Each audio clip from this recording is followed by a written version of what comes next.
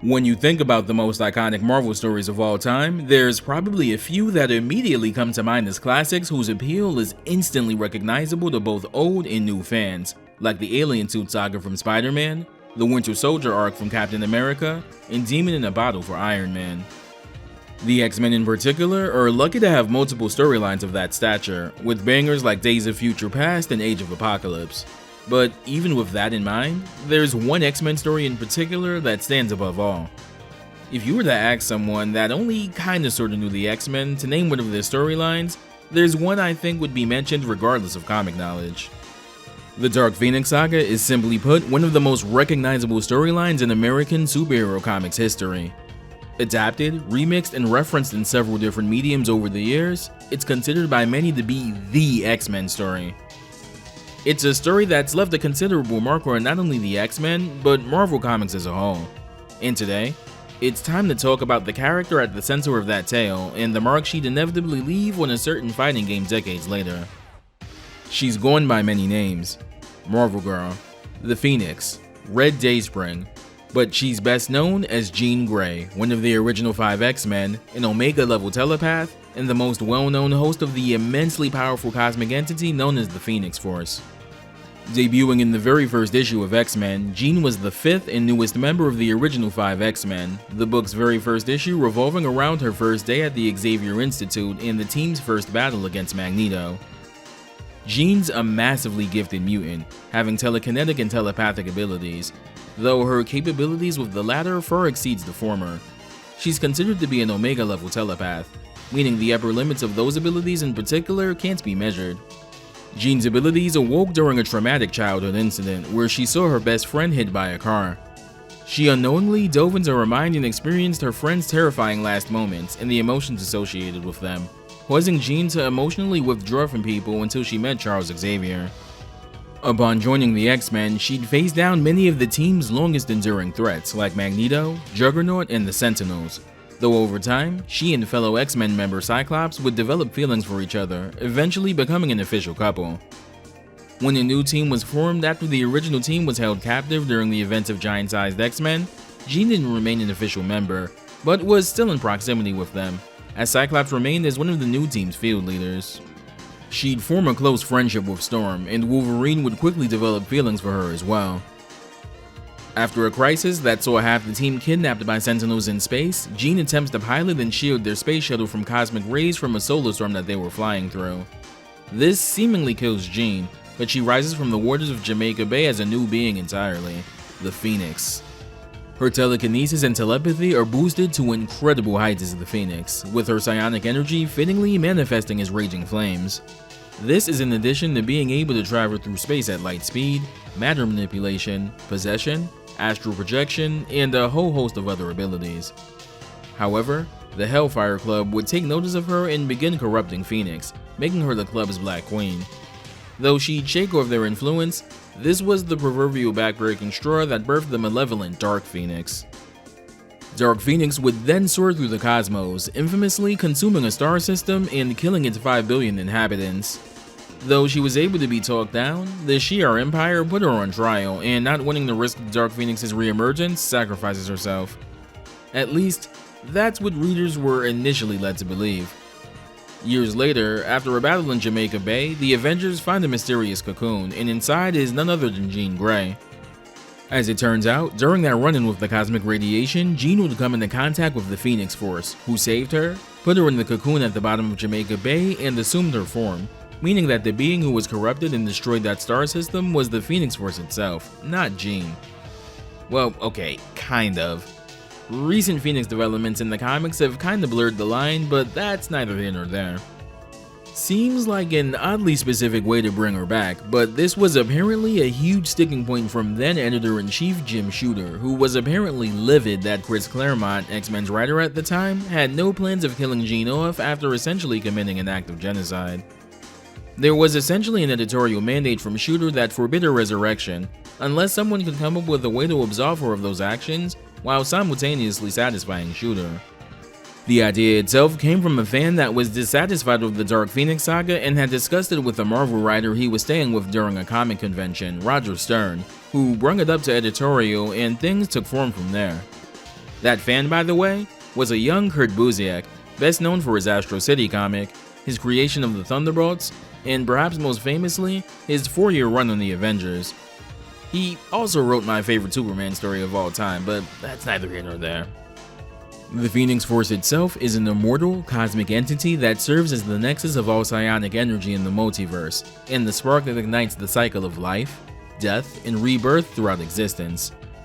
Unlike other cosmic entities like Galactus, the Phoenix Force exists as one and the same entity throughout the entire multiverse. It usually chooses hosts to serve as its avatar, but none have had a stronger connection to it than Jean.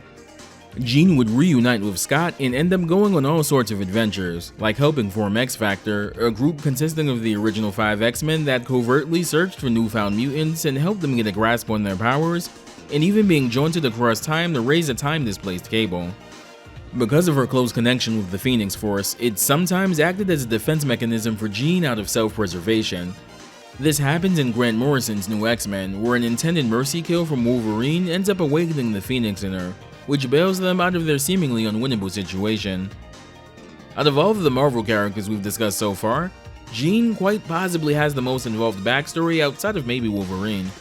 I haven't even touched stuff like her clone, Madeline Pryor, the White Hot Room, or alternate reality children like Rachel Summers. Being that the Phoenix Saga is the most well-known X-Men arc, it's seen all manners of adaptation in various mediums outside of comics. One of the most well-known being arguably an X-Men the Animated Series, as well as 2 separate theatrical movies. Jean's first playable appearance in Capcom's Marvel Fighters was in Marvel vs. Capcom 3, but she'd actually had cameos in previous games, showing up in Cyclops and Wolverine's Children of the Atom endings, Psylocke's Marvel Superheroes ending, and Chun-Li's X-Men vs. Street Fighter ending. Perhaps fittingly for the character, Phoenix's inclusion in Marvel 3 ended up being something of a rollercoaster ride even before her official reveal. According to the game producer Ryota Nitsuma, her popularity and being instantly recognizable made her an easy pick for the roster. Apparently, Marvel had no issues with her inclusion either, which says a lot considering she was dead in comics at the time and had been a bit stringent about X-Men roster picks during development. In fact, Marvel was apparently the ones that suggested her gameplay gimmick in the first place. The fun really kicked off when advisor for the game, Seth Killian, was asked on a Capcom Unity stream at PAX 2010 about characters he was looking forward to, and he mentioned that said character was an unrevealed Marvel character and followed up with this. I'm playing on a pretty close to final build right now at the office, and I saw that the other day. Yeah, no, you saw nothing. Yeah, I saw nothing. You saw nothing. No one knows what we're talking about. It's there's an unbelievable character in there that just makes my mind melt. So I know that's a stupid thing to say, but the most ridiculous thing I've ever seen in a Capcom fighter. This set off speculation like you wouldn't believe amongst people waiting for the game, with people throwing out all kinds of folks that could fit the crazy character idea, from people like Multiple Man to even Ego the Living Planet. At the same time, I don't actually think it'll be overpowered. But maybe I'm horribly wrong, and maybe it will be super overpowered. But we'll see. Enter New York Comic Con 2010 in the reveal of Arthur, Spencer, Magneto, and most notably, MODOK. Upon MODOK's reveal, pretty much everyone figured, yeah, this has got to be Seth's crazy character. Passive flight state, completely unorthodox normals and mobility, how could it be anyone else? Is MODOK the crazy character you mentioned at PAX? Actually, no. Oh, there's crazier characters. No, that's a good question. I saw somebody else had asked me about that, and actually, no, MODOK is not the nut bar that I had mentioned at PAX. Damn. So I know someone said, I think I called him mind melting or something. No, but the character that I thought was and by nuts, I don't just mean like unsurprising. I just mean awesome, like super awesome. That was not the awesome character I was referring to, although I do quite like MODOK. In a Shoryuken interview from the same event, he'd elaborate further by saying when the design documents were initially presented to him for this mystery character, he looked at them and said, "You're kidding, right?" The game's roster would get leaked in full a month or so later, with Phoenix being singled out by the leaker as likely being the crazy character Seth was referring to, which Seth himself would later confirm upon her official reveal in January 2011. Phoenix is voiced in Marvel 3 by Jennifer Hale, who had notably voiced her in Wolverine in the X-Men. Funnily enough, she'd go on to voice her in X-Men 97, succeeding Catherine Disher, who, as we know, voiced many characters in Marvel vs. Capcom, in addition to playing Jean in the original animated series. Hale herself is an absolute legend of the VA game, and another one where we'd be here all day if we were to thumb through all of her roles. So what exactly is it that makes Phoenix such a crazy character? Well, there's a lot to unpack there, so without any further ado,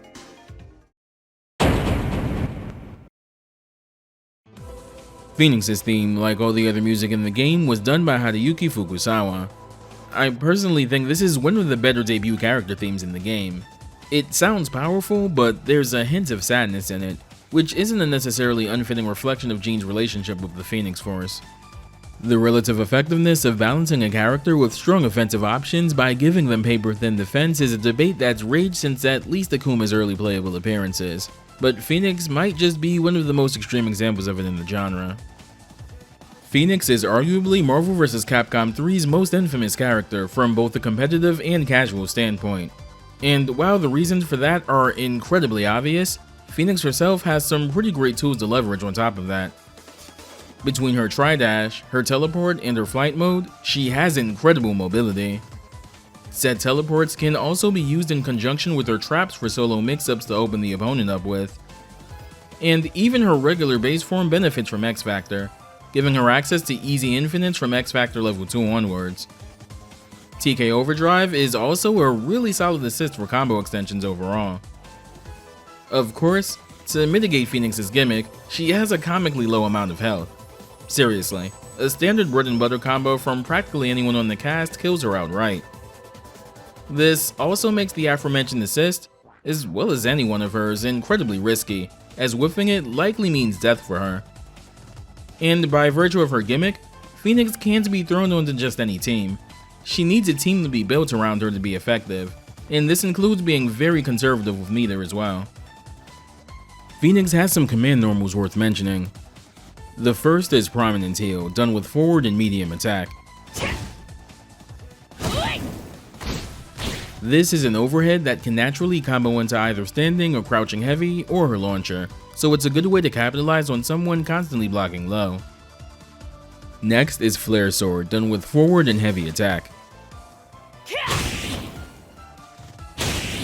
Phoenix travels forward with her arm outstretched, leaving behind a trail of flames.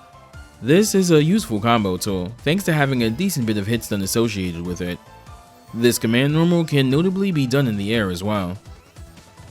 Burnout Beak is done with down and heavy attack in the air. First attack! Phoenix stomps downwards with a flaming hitbox below her. This can ground bounce aerial opponents, giving her a reliable solo relaunch option since it can be comboed into from a normals or from aerial flare sword. Her first special move is TK Shot, done with a quarter circle forward and attack. Cool! Phoenix fires a ball of flaming psionic energy at the opponent, the speed and startup dictated by the strength of the attack button. The light version is slow, the medium version is faster, and the heavy version has slower startup and travel speed but homes in on the opponent. This can be performed in the air as well, and the aerial version is an important part of her combo game, as all aerial variations of this attack can hit OTG. By Tiger Kneeing the motion, you can enable some grounded combo extension she wouldn't normally get access to otherwise. TK Overdrive is done with a Dragon Punch motion and attack.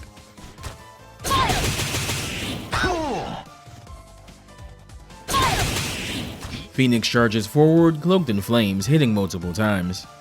The speed and angle of the attack change depending on the strength of the attack button. Both the light and heavy variations travel forward, with the heavy version predictably going farther, but the medium version travels upwards at a 45-degree angle, leaving both Phoenix and the opponent airborne. Phoenix normally only gets one air dash per jump, but if you perform the medium version of this move, she can air dash twice from the airborne state she's left in after the move ends. This attack can blow through medium durability projectiles as well, giving her one of many ways to safely travel across the screen. TK Trap is done with a quarter circle back and attack.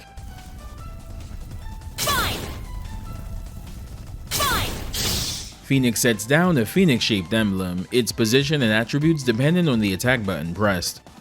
The light version sets down a trap on the ground.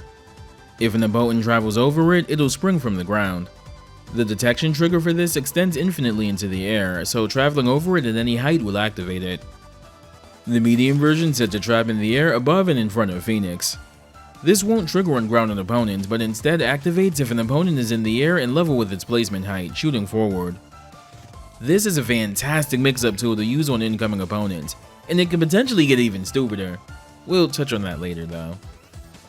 The heavy version is placed directly in front of Phoenix, and unlike the above versions, fires automatically shortly after being set, firing upwards at a 45-degree angle. The light variation in particular makes for a surprisingly potent grounded combo tool when combined with Flare Sword, allowing for some flashy extended combos. In X Factor level 2 or 3, Phoenix can also perform an infinite with this variation that can be comboed into from a single touch on the ground. Performing a reverse dragon punch motion with any attack gives you teleportation. Teleport! Teleport! Teleport! Phoenix does a quick teleport, her destination dependent on the strength of the attack button pressed and can be done in the air as well. Light puts her in front of the opponent. Medium travels behind the opponent. And heavy puts her in front and above the opponent.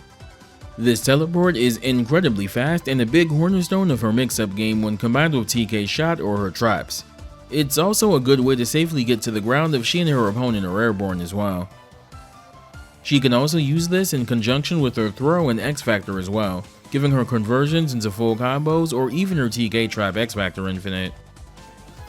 Phoenix has a flight state as well, done by doing a quarter circle back and pressing the special button.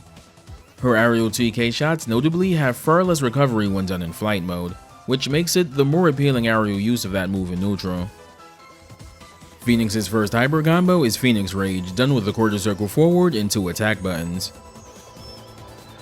I'm at full power! Phoenix Inferno! Phoenix fires out a massive bird-shaped mass of flames at the opponent, dealing multiple hits and wall bouncing. It's unsafe on block, but has a ton of invincibility and also makes for a good combo ender. Generally speaking, you want to save meter for Phoenix's level 5, but if using it means the difference between securing a match-ending kill, you may as well go for it.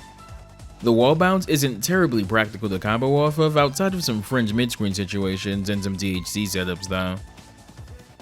Healing Field is done with a quarter circle back motion and 2 attacks. Absorption! Healing Field! Maximum! Phoenix surrounds herself with a Spear of Energy. If it makes contact with an opponent, Phoenix will rapidly regain red health. This move is mostly meant to counteract the health drain from her level 5, but also has the additional, and perhaps unintended utility, of also visually obscuring some of her mix-ups, making them trickier to block in some cases. She also uses this move in the 4th part of Vanilla Marvel 3 CG intro sequence, saving Ryu from what would probably be a fatal attack. Phoenix's first assist is the medium version of TK's shot.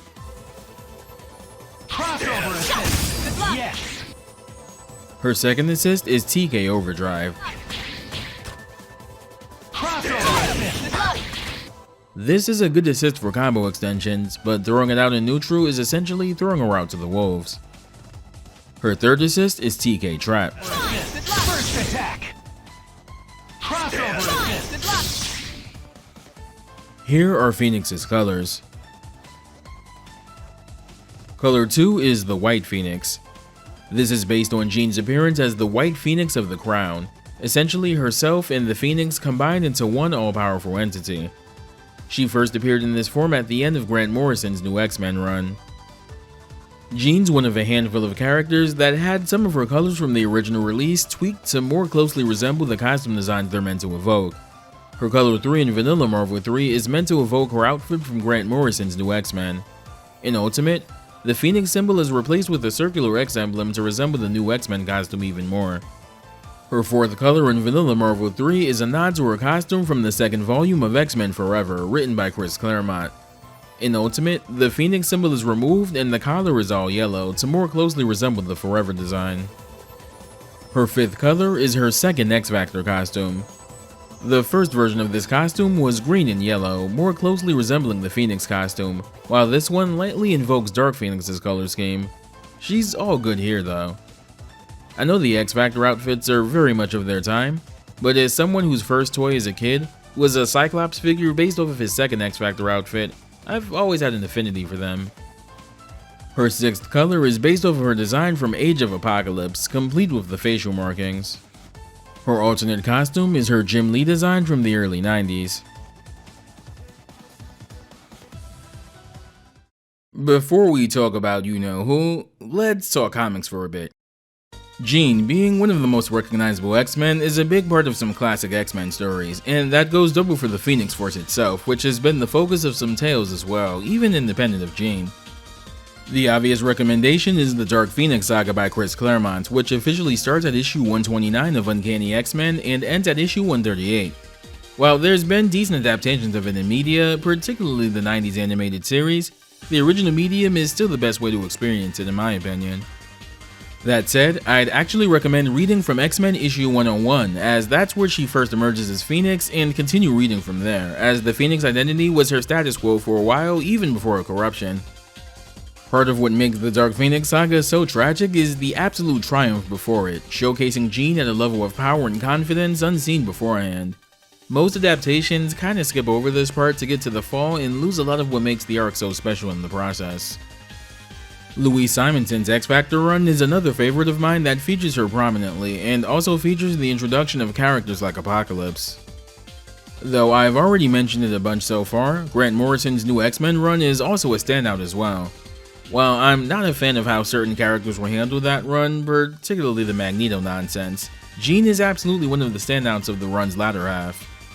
Classic X-Men 8 is a reprint of X-Men 100 with an additional backup story that gives some more context into the fateful incident that first transformed Jean into the Phoenix. She also has an ongoing series by Stephanie Phillips where it's revealed that Jean and the Phoenix have always been one and the same, and she fully embraces it, taking on an entirely new level of power and becoming something of a spacefaring cosmic hero in the process. Avengers vs. X-Men is far from my favorite comic event out there, and I'm not a fan of how a lot of it was handled, but it still bears mentioning since the Phoenix Force was the major driving force behind that event, and informed the status quo of a few characters, notably Cyclops for some time after. That said, my personal recommendation comes from a time where she'd actually been separated from the Phoenix for a while, fresh from being resurrected from death in the late 2010s. It's a team book that features her as the lead, and it has a ton of heart, no doubt due in part to its cast.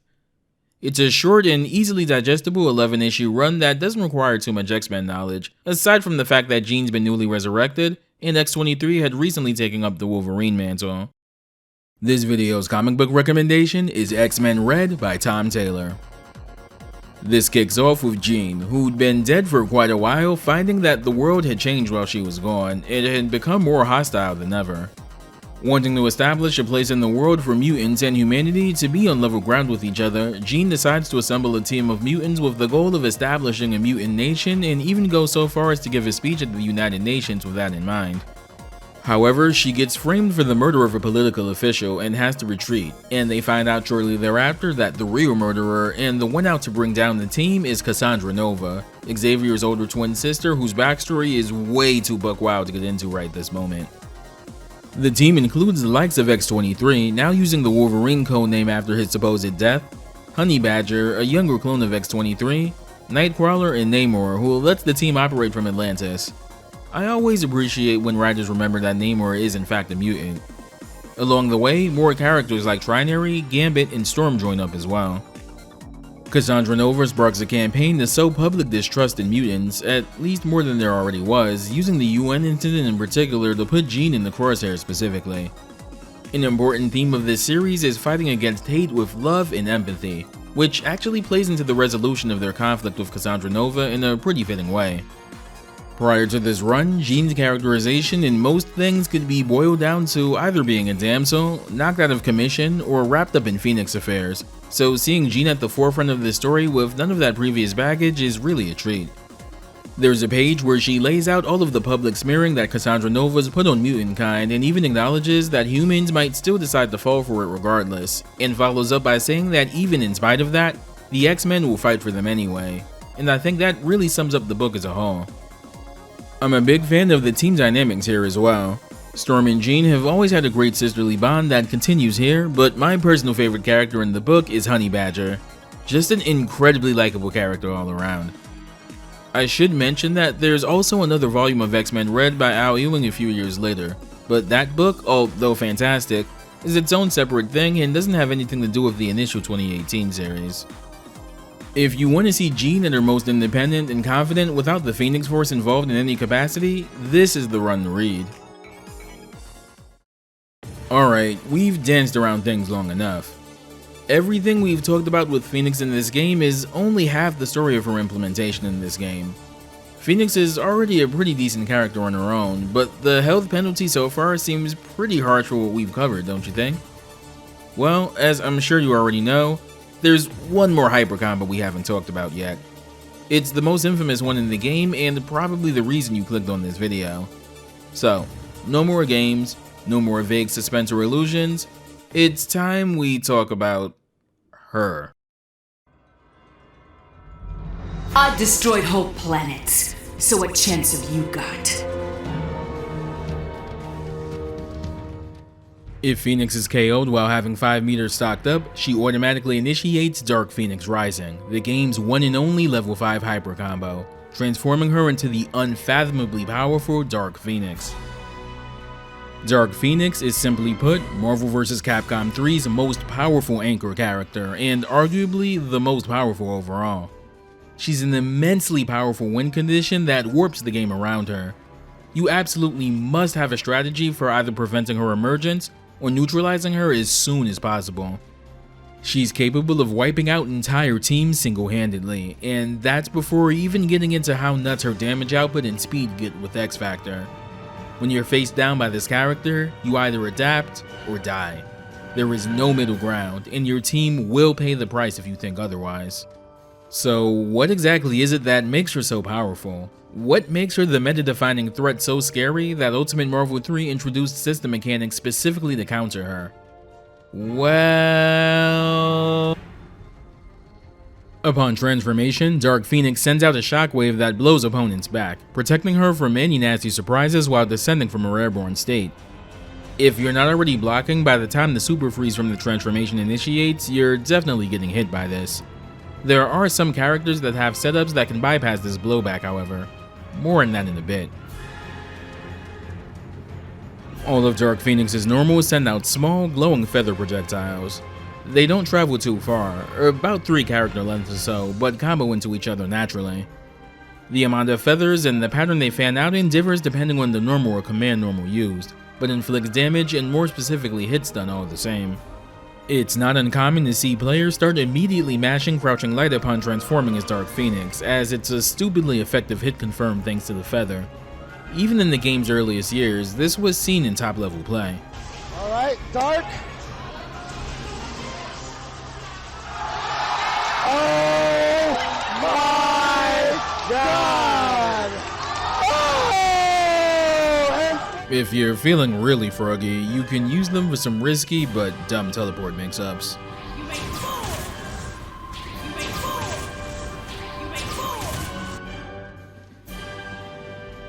All of Phoenix's projectiles get boosted as Dark Phoenix. For example, during TK shot, she'll now fire 2 projectiles instead of 1. Individually, they do slightly less damage, but together do more damage overall. They also travel slightly slower, but cover more of the screen upon being fired, making them a potent screen control tool. They also still OTG in the air and are easier to do so with than standard Phoenixes. That said, the projectile that benefits the most from the Dark Phoenix state is undoubtedly TK Trap is without question Dark Phoenix's most fucked up special move. They're larger than the regular traps, almost to a comical extent, have even more projectile durability, putting them on par with most beam special moves, and if that wasn't enough, the medium and heavy versions wall bounce now. Said wall bounce is hilariously easy to convert into a full combo, and at this stage in the match, it'll probably kill your opponent. What makes them truly monstrous is their utility as an incoming mix-up. Because of their sheer size and speed, Phoenix can set 3 of these down on an incoming opponent and teleport the mix the opponent up, meaning the opponent has to guess which direction to block 3 times in a row in rapid succession. Guessing wrong, and trust me, that's probably going to happen more often than not, will result in getting wall bounced into a full combo and probably one that's going to kill. And if that wasn't your last character, great. You'll have to block that mix-up when incoming again. Have fun with that. This move here is what gives Dark Phoenix the infamous anchor momentum she's known for, and can shred entire teams in seconds in spite of being at a team deficit. As alluded to earlier, Healing Field's primary function is to be used as Dark Phoenix. When Dark Phoenix is brought out, she starts at full health, but it rapidly decreases from then on out, leaving all red health behind. Healing Field not only counteracts this, but because she leaves all red health, she'll always be at or close to full health, provided she doesn't get touched. As mentioned before, Healing Field's size and shape also makes it harder to see her mix-ups, which gets 10 times more dangerous for her opponents here. Because Dark Phoenix also gets a boost to how much meter she can build, she'll more reliably have meter to spare for this move, assuming she doesn't have any other resources available to counteract this. Speaking of boosts, Dark Phoenix gets a flat 20% damage buff on all of her attacks. Combined with the feathers, the increased range and combo potential of her specials, and her improved meter building, getting touched by Phoenix is damn near a death sentence. Sure would suck shit if there was an additional system mechanic to buff her up even more. There's a reason why prominent anchor characters in Marvel 3 get nicknamed Dark So-and-so, and Dark Phoenix is why.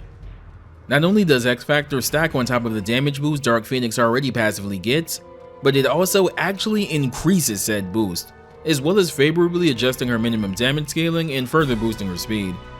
X Factor level 3 Dark Phoenix is by far the most insane non-boss character to be playable in the Capcom fighter, and I'm not convinced she doesn't eclipse some of those bosses. Unless your opponent has absolutely godlike defense, or you screw up and do something incredibly punishable, Dark Phoenix with X Factor is about as close to a full-on checkmate situation as you can get in Marvel 3. At this point, even partial bread and butter combos from Phoenix will kill, and you can set up that multi-layer TK trap mix-up for an incoming opponent after and restart the pressure again. That said, this is the absolute worst case scenario for your opponent. Things don't necessarily have to go down this way. The easiest and the most straightforward way to prevent Dark Phoenix from coming out is to simply snap Phoenix in and kill her early on in the match. Because Phoenix is pretty much exclusively played in anchor position, a snapback into an incoming mix-up is a semi-reliable way to take her out of the equation. If you fail to capitalize though, Phoenix can absolutely run away and even safely tag out to safety, so be forewarned. Ultimate Marvel vs. Capcom 3 specifically gives side team aerial combos a new property that wasn't in vanilla. Successfully pulling it off subtracts 1 bar of meter from the opponent, making it a useful way to starve Phoenix teams of their meter. That said, it can be pretty obvious when you're going to go for one, so it's obviously not a guarantee, but there's some high-level mind games you can play here in regards to that. A good Phoenix player won't be put in this position, but sniping out Phoenix as an assist is also an easy way to remove her from the equation as well. Some characters also have specific things they can leverage as anti-Phoenix tech of sorts. Here's a few for example. X-23 can use a combination of X Factor and her level 3 to nab Dark Phoenix as soon as she transforms.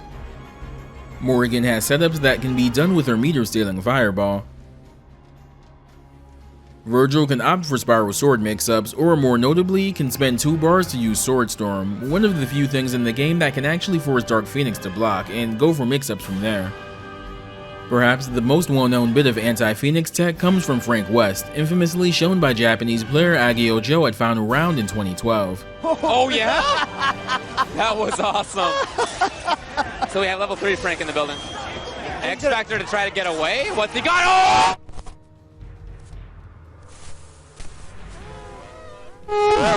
Roll canceled! Agio Joe! A roll cancel! I very highly recommend watching Papa Lobster's video on him, as it goes into more detail about that team and the specific things Agio Joe did to set up that moment with Frank. While it's kind of tricky to see because she's attempting to set you on fire most of the time, Dark Phoenix does get some color variation separate from Phoenix.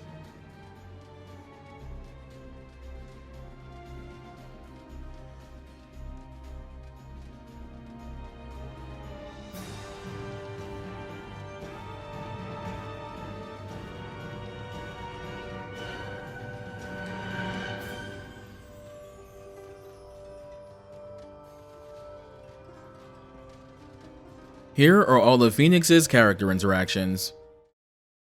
There's darkness in you, and I know darkness. You will feel the power of my fists. Live and let die. We're more alike than I'd like to admit.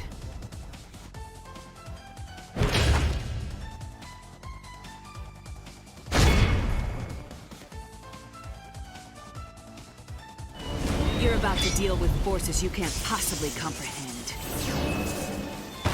Ready when you are. Ready? I may not have wanted to hurt you, but I knew that I would. Part of me feels I deserve your punishment. Just part. Can't contain me. What chance do you have? Ready? Nothing can stop the power of Phoenix. Are you sure you're not with the Hellfire Club? You need to strip off those prosaic morals. Live and let die. You remind me of Celine. Maybe that's why I didn't take it easy on you. Not even you could defend the actions of Dark Phoenix. I want the truth and nothing but the truth. Get ready to brawl. Only one Phoenix was meant to prevail today.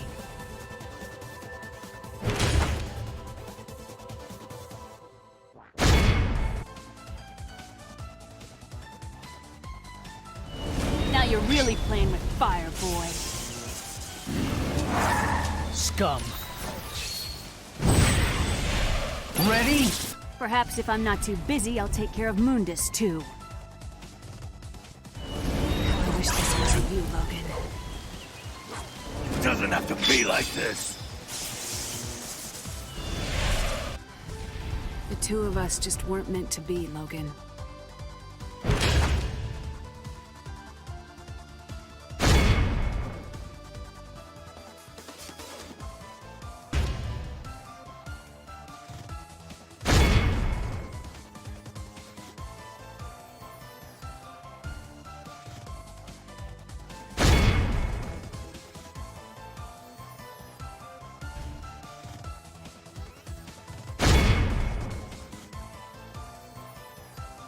And here's her endings in Vanilla Marvel 3 and Ultimate.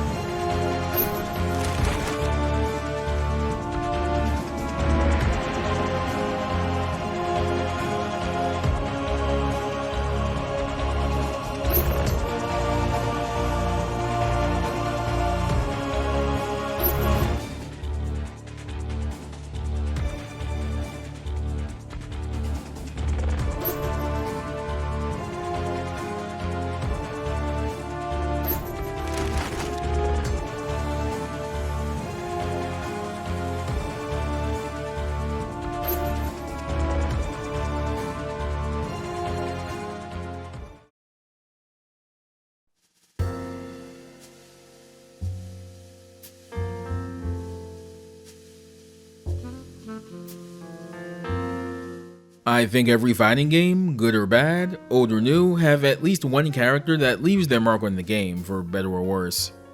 You think of vanilla Street Fighter 4's meta, and Sagat probably comes to mind. Smash Bros. Brawl, Meta Knight, and so on and so forth. Marvel 3 has a few characters that qualify for this, but I think Phoenix is the one that even people at the lowest level of play can point to and go, yeah, that shit was crazy. We're never getting a character like Phoenix in a Capcom fighter again, and that might probably be for the best.